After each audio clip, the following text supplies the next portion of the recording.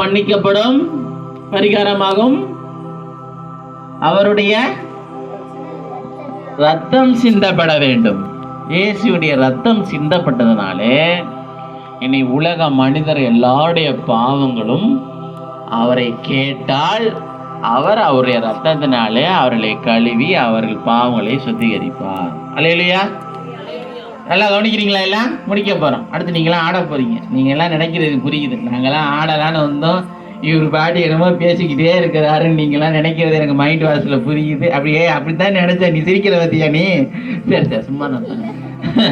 சரி இந்த அவன் அப்படித்தான் பார்க்குறான். அவன் நாங்களாம் டான்ஸ் ஆடலான்னு வந்தோம், நாடகம் ஆடலாம், நீ இன்னும் பேசிக்கிட்டே இருக்கிறீங்க, போட்டு அறுக்குறீங்க.